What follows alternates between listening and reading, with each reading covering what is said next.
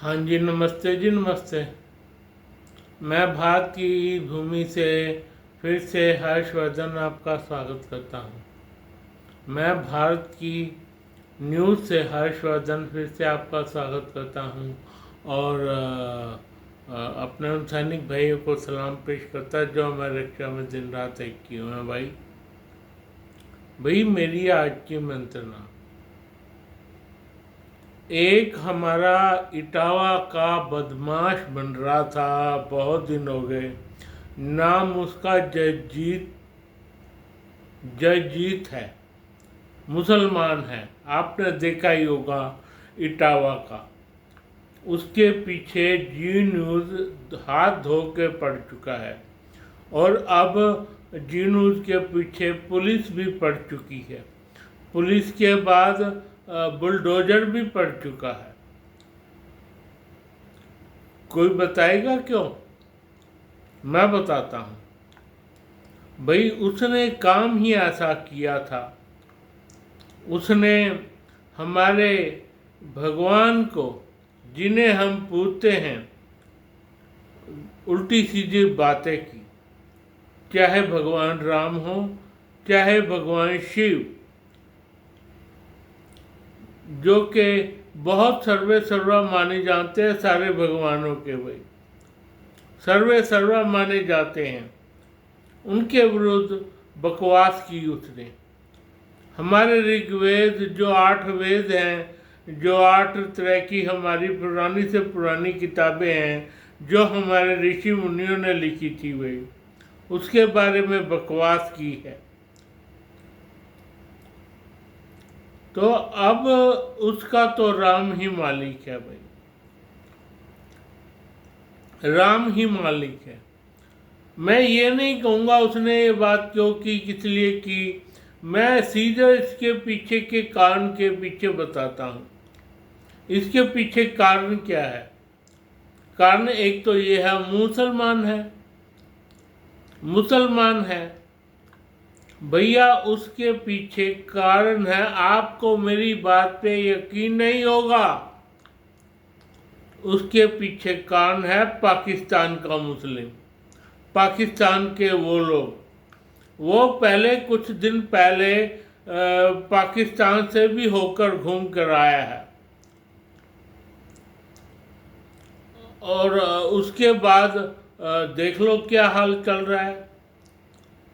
उनके 3-4 मुसलमानों की ये बातें उस पे नहीं होंगी, क्या कहते हैं, मुसलमानों की ये बातें हमारी बातों में नहीं होगी, आएगा ही नहीं। पर ये सच है भैया। वो इंडिया में बहुत बड़ा क्या क्या करवाना चाहते हैं मसला। जैसे जैन जी का पीछे हुआ था, ऐसा इसके पीछे भी हो जाए, लड़ाई हो जाए इसके पीछे। तो अब खैर ये बात तो संभाली है हमारी पुलिस ने और बुलडोजर तैयार है उसके पीछे, बुलडोजर तैयार है। पता नहीं क्या होगा, उसका राम मालिक है। पर एक बात और बता देता हूँ, इसके पीछे कारण, इन सब के पीछे कारण है आसिम मुनीर के बंदे। भैया उनकी अपनी प्रॉब्लम ख़त्म नहीं हो रही। जब प्रॉब्लम इस तरह की बढ़ती है तो वो इंडिया पर मर देते हैं, इंडिया पर झगड़े करवाने की कोशिश करते हैं। भैया इंडिया पर झगड़े क्यों करवाना चाहते हो? इंडिया पर झगड़े क्यों करवाना चाहते हो?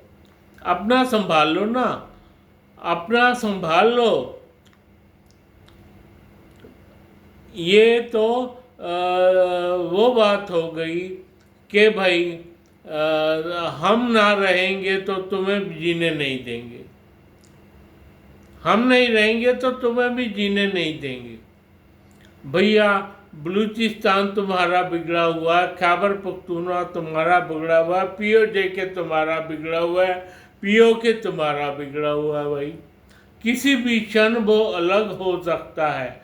ये तो पता नहीं मोदी जी क्या कर रहे हैं, क्या उनके दिमाग में चल रहा है, पर बहुत ऐसे झगड़े हो रहे हैं भाई, बहुत ऐसे झगड़े हो रहे हैं। और वो झगड़ा करवाने की आधे दिशाओं से भारत को घेरने की कोशिश है भाई, भारत को घेरने की कोशिश है। तो भारत को घेरने की कोशिश है तो क्या यहाँ का जैन जी और जो यूथ है यहाँ का, जैन जी के इतर यूथ है, वो भी बहुत समझदार है भाई, वो भी बहुत समझदार है। वो उसे पता लग जाता है कि भैया तुम क्या करने जा रहे हो, तुम क्या करने जा रहे हो। उसका पाकिस्तान के मसलों पर बहुत गहरा प्रभाव है कि पाकिस्तान क्या चाहता है, पाकिस्तान की सेना क्या चाहती है। अभी पीओके में 2 बंदे मर गए हमारे, ये जो है ना अनंतनाग का इलाका, हमारे 2 बंदे मार दिए। हमारे जो है हमारी सेना के नहीं, बिहार के 2 बंदे हिंदू मार दिए भाई। उसमें नाम आ रहा है पाकिस्तान का, उसमें नाम आ रहा है आसिम मुनीर का। अगर इस तरह चलता रहेगा तो वो तो दूर नहीं है युद्ध भाई, दूर नहीं है। इसलिए अभी हम चुप बैठे हैं, कुछ हमें अच्छे काम भी करने हैं। POK का मसला अभी ख़त्म नहीं हुआ है भाई। जानबूझ के पहले ये उसके खिलाफ, हमारे खिलाफ हमेशा चला जाता था भाई बिल क्लिंटन और ट्रंप के पास। भाई इनका युद्ध जब इन पर आक्रमण होगा तब चले जाते हैं ट्रंप के पास। ये कोई अच्छी बात तो नहीं है। अगर हम आक्रमण करें, 2-3 बंदे मारे तो कोई बात नहीं, अगर हमने आक्रमण कर दिया तो चले जाते हैं ट्रंप के पास। भैया अब ट्रंप भी कुछ नहीं कर पाएगा। आपको याद है ना जब ये चले गए थे बिल क्लिंटन के पास, और अमेरिका जब अफगानिस्तान में था भाई, जब अमेरिका अफगानिस्तान में था तो ये चले गए थे ट्रंप से युद्ध की गुहार लगाने, ट्रंप से युद्ध की गुहार लगाने। उसने बीच में आके थोड़ा बहुत युद्ध रुकवाया था भाई, पीछे से हमारे प्रधानमंत्री से बात करके। इस तरह युद्ध रुकवा देते हैं, और ये तो चाहते ही हैं ताकि कुछ ना कुछ हम गड़बड़ करते रहें और इनका 3-5 होता रहे। अपना देश तो संभाल नहीं पाए। अपना देश 2014 के बाद ये संभाल नहीं पाए, क्योंकि उससे पहले जो कांग्रेस गवर्नमेंट थी इनकी फेवर करती रहती थी भाई, जो गवर्नमेंट थी इनकी फेवर करती रहती थी। और 2014 के बाद एक आधी बार तो मोदी ने फेवर की थी जब नवाज शरीफ प्रधानमंत्री था भाई, उसके बाद फेवर लेनी ही छोड़ दी। और उसके बाद कोई आया भी नहीं इनके देश में ऐसा प्रधानमंत्री, थोड़ा बहुत जो काम कर सके भाई। अब क्या होगा पाकिस्तान का ये तो वही जानता है, पर यह बात तय है कि उनके 4-5 टुकड़े तय हैं। ये वक्त की बात है, क्या होता है क्या नहीं। तुम कितने मर्जी आक्रमण या अपने बंदे हिंदुस्तान में भेज के, हिंदुस्तान में जो बंदे मुस्लिम बैठे हैं और उनके सहारे भाई लड़ाई करवाने की कोशिश करो। जसजीत को कह दो कि अब उसका बेड़ा गर्क तय है। पाकिस्तानियों ये बात भी सुन लो, ये बात भी सुन लो। तीन उसके विरुद्ध तैयार हो गए हैं। पहला तो बुलडोजर, दूसरी बात पुलिस, तीसरी जो वहाँ के योगी जी है ना हमारे मुख्यमंत्री, वो भी उनके खिलाफ हो गए हैं। भाई अब तुम करो क्या करते हो। और इसके पीछे कहीं ना कहीं चाइना भी लगा हुआ है। भाई चाइना ने फिर आखिर क्या किया है? हालांकि चाइना कुछ अच्छे काम तो कर रहा है, जैसे कि नाथुला पास खोल दिया। भाई नाथुला पास खोल दिया है चाइना ने। 40 बंदे वो भेजे जा रहे हैं जो आपसी व्यापार करते हैं। भाई पर मेरे को इन पे ज़्यादा यकीन तो नहीं है, इन पे।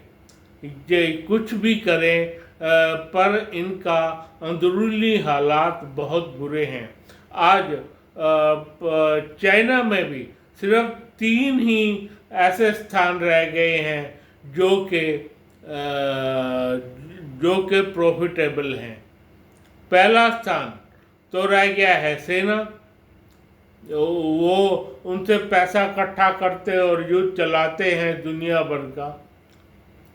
दूसरा भाई वहाँ की फूड इंडस्ट्री, हाँ जी वहाँ की फूड इंडस्ट्री। तीसरा वहाँ के एक इंडस्ट्री ऐसी है जो कि खेलों में संचालित होती है। भाई खेलों में संचालित होके और भी दूसरे कुछ काम करती है। ये 3 इंडस्ट्रियाँ हैं जो प्रॉफिटेबल है। और कभी चाइना में बहुत बड़ा प्रॉफिटेबल हाथ वहाँ के ऐसे संस्थान पे था जो कि ये बनाती है बड़ी बड़ी बिल्डिंग्स। एक अलग ही प्रॉफिट आता था उसका। इतने ज़्यादा उन्होंने बना दिए हैं ऐसे संस्थान चाइना ने। अब वहाँ पे कोई इस तरह की इंडस्ट्री में हाथ नहीं ले रहा, और ना ही वहाँ के लोग कोई प्लॉट ले रहे, या कोई वो जो होती है ना ऊपर बिल्डिंग बनाते हैं 30 माले की, कोई भी मेला नहीं बिक रहा। कम से कम 3-4 उनके जो हैं, जो ये 3-4 उनकी इंडस्ट्री जो है, और ये माले वाले स्थान, 3-4 माले वाले स्थान पूरी की पूरी इनकी इंडस्ट्री डूब चुकी है। भाई वो उसमें 2006 का कल्चर वापस आ गया है। मतलब 6 में जो स्थान 6 में पैसे में बिकता था ना, वो आ गया है। वो अपनी कोस्ट भी पूरी नहीं कर पा रहे।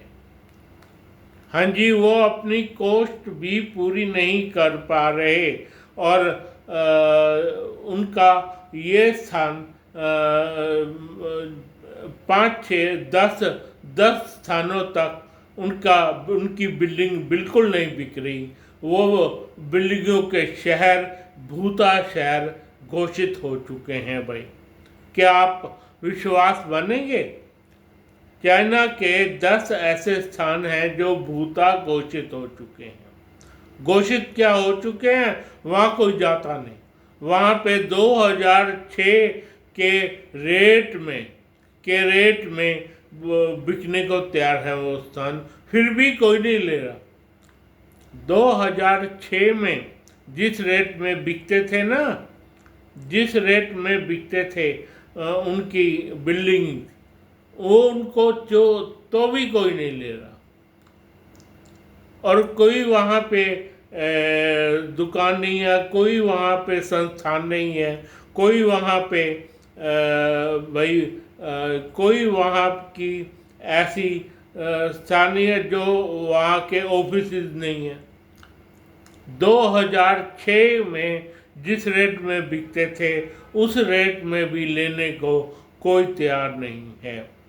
तो भैया 3 ऐसे संस्थान रह गए हैं इनके जो कि प्रॉफिटेबल मार्जिन पे है, और उसमें भी ये रिपोर्ट आई है कि भैया दूसरे स्थान किस तरह से बिक रहा है इनका, जहाँ पे लड़कियाँ आकर के ठेले पर सब्जियाँ बेचती हैं, ठेले पर सामान बेचती हैं, ठेले पर आकर अर्धनग्न होकर वो बेच रही हैं भाई। बहुत बुरा हाल है चाइना का। और ये उसमें उनका शी जिनपिंग ये कहता है कि मैं आक्रमण करूंगा फिलीपींस पे, भैया कंबोडिया पे या उस पे 3 ऐसे संस्थान हैं जो कि ये आक्रमण करना चाहता है भाई। कोई इसका इनकी बातें ही बातें हैं, बातों को सुन लो। और ताइवान पे ही आक्रमण करना चाहते हैं, भैया इनके आक्रमण फेल हो जाएंगे। अंदरूनी हालात बहुत बुरे हैं, अंदरूनी हालात बहुत बुरे हैं। अब ब्रिक्स की बात सुनो। ब्रिक्स में चाइना आ रहा है, वो बुलाना चाहता है पाकिस्तान को, वो बुलाना चाहता है बांग्लादेश को। क्या हाल हो जाएगा भाई, क्या हो जाएगा पाकिस्तान को बुला के, क्या हो जाएगा तुम्हारा पाकिस्तान को बुला के, जब तुम्हारे पास पैसा ही नहीं होगा भाई लड़ने के लिए पैसा ही नहीं है तुम्हारे पास। जी हाँ, लड़ने के लिए चाइना के पास पैसा ही नहीं है। अब हिसाब लगाओ, अपना पैसा जोड़ो और लड़ने की हिमाकत करो। अब लड़ने की हिमाकत तुम करो, हम भी देखेंगे तुम में कितना अधिक दम है भाई। फिलहाल मैं अपनी सेना को सलाम पेश करता हूँ और अपने भाइयों से कहता हूँ मुझको सब्सक्राइब करें, लाइक करें। धन्यवाद धन्यवाद धन्यवाद।